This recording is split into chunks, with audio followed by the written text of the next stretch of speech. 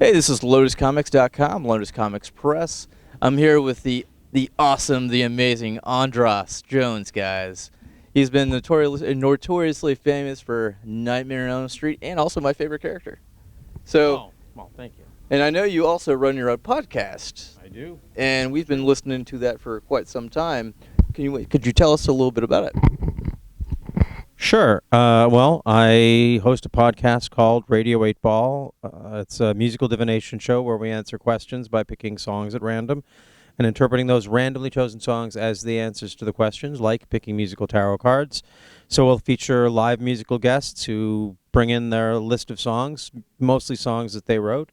And then over the course of the show, we'll take questions from several guests. Sometimes they're celebrities. Sometimes they're just interesting and creative people, and they ask a question like they would ask a tarot reader. And then we spin a wheel, and it goes tick, tick, tick, tick, tick, lands on song number 3 or whatever. And then the artist plays song number 3, and then we talk about how through synchronicity, there's some relationship between that song and the question. And sometimes it's an obvious connection, and sometimes it takes a little bit more creativity to get there. But I've been doing the show for 20 years, and now we're putting it out as a daily podcast. One question, song, and discussion every day. Very cool.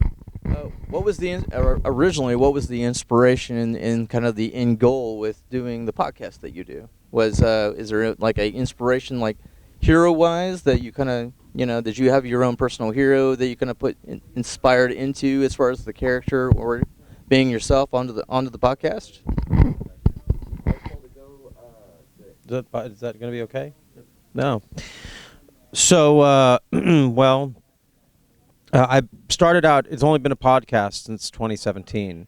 It started out on terrestrial radio in Olympia, Washington as a late night radio show, and there really was just sort of to have fun with being on the radio, and we had this idea of playing CDs. We were just going to play CDs on shuffle function. No playlist, but we'd pick the music and play stuff on shuffle function, and then synchronicities just started to occur.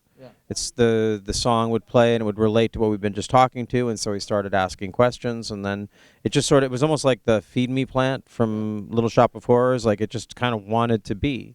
But then years later I realized, after one of my father was a dream psychologist, and one of his students called into the show and was like, hey, and she didn't know he was my father, and she's like, this show kind of reminds me of these dream seminars that I did and that I was a part of. And then over the course of the conversation, we came to realize that the dream seminars she was talking about were my father's dream seminars. Awesome. So then I had to start to realize, oh, I guess I really am just sort of continuing my father's work in my own way.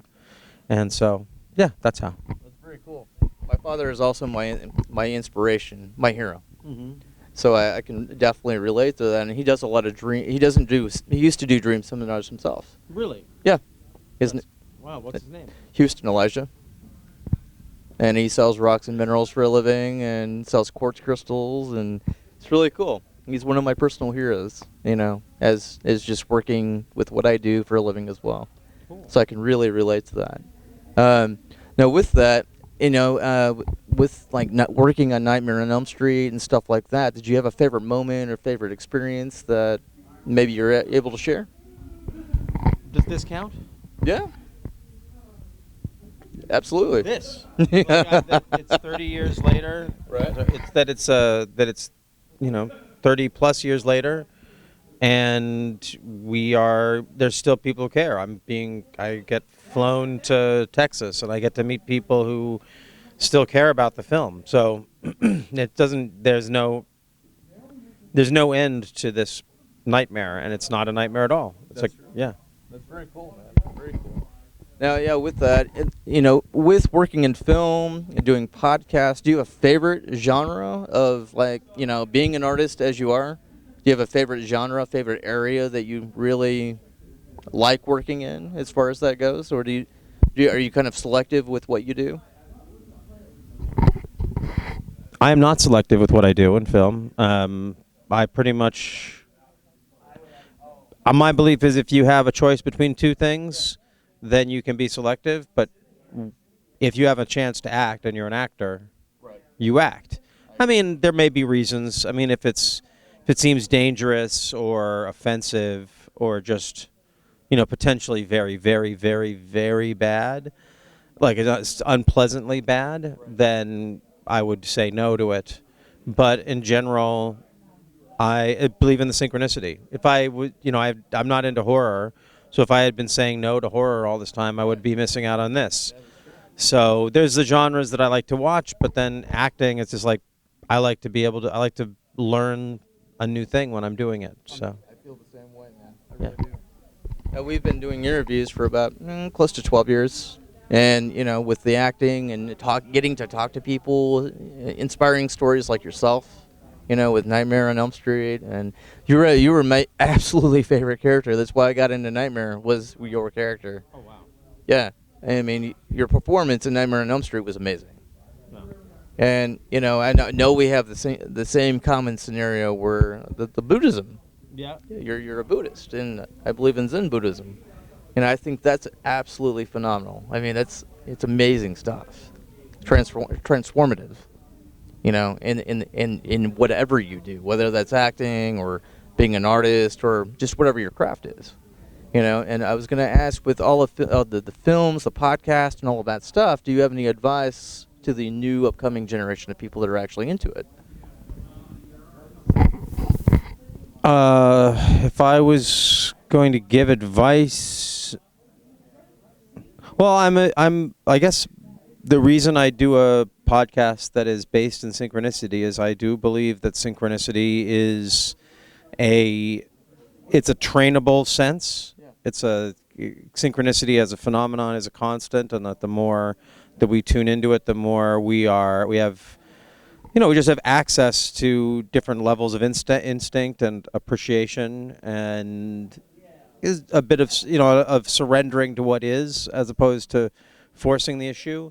So I don't know if I would call it advice. I don't know if I'm really qualified to give advice, but I do think that developing an awareness of synchronicity is useful in any endeavor, and particularly if you're an artist. It's really about being open to the happy accident and being in a place of being receptive. Yeah. And I think those are both, and also synchronicity is fun. It's personal. It's like a dream. It is so personal and unique to the person who's having it that it's not like take your medicine. It's a joyous thing to be attuned to. And so, yeah, if I had to suggest one area of pursuit that maybe isn't obvious, like if you want to be an actor, get an acting class. If you want to be a musician, learn your instrument. But whatever you're doing, be open to the possibility of synchronicity and be cognizant of it and be looking for it. And it's self-serving. I have a show that is about that, and so it is a tool for developing that sense of synchronicity. So yes, my advice to the next generation coming up is listen to Radio 8 Ball. Yes, sir. Well, you heard it here first through Mr. Jones. Now I know you didn't have I know you had only a little bit of time. Yeah. But with the movies that you've done, you're absolutely everything I've seen you do, whether it's been like the podcast or the movies or any of that stuff, you've always operated, I think, with the 100% passion to your character. That is true. And I think that's amazing. I think that's all of what it is. It's about love. It's about operating with passion with whatever you decide to do. And I think you've tenfolded that. I really do.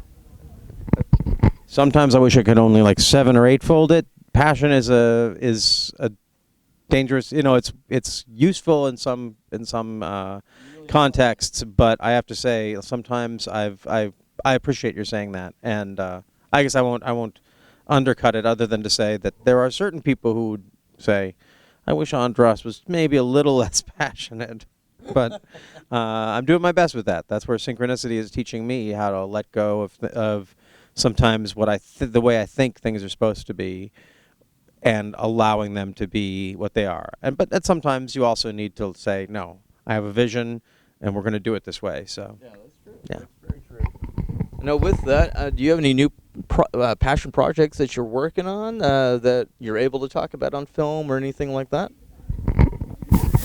Outside the obvious podcast, of course. Yeah, well, I'm a musician. Made many records and toured a lot in the '90s, and I have a new record that's going to be coming out probably in the summer, called All You Get, and people can look for that. And if they're interested in finding me, you can find me on Instagram or Facebook, all the places you can find people, particularly at the radio8ball.com, radio8ball.com. You can find me through that. And there's also a screenplay that I worked on with a man named Mark Morgenstern, a writer-director named Mark Morgenstern. It's called Vampire Conspiracy, The Vampire Conspiracy.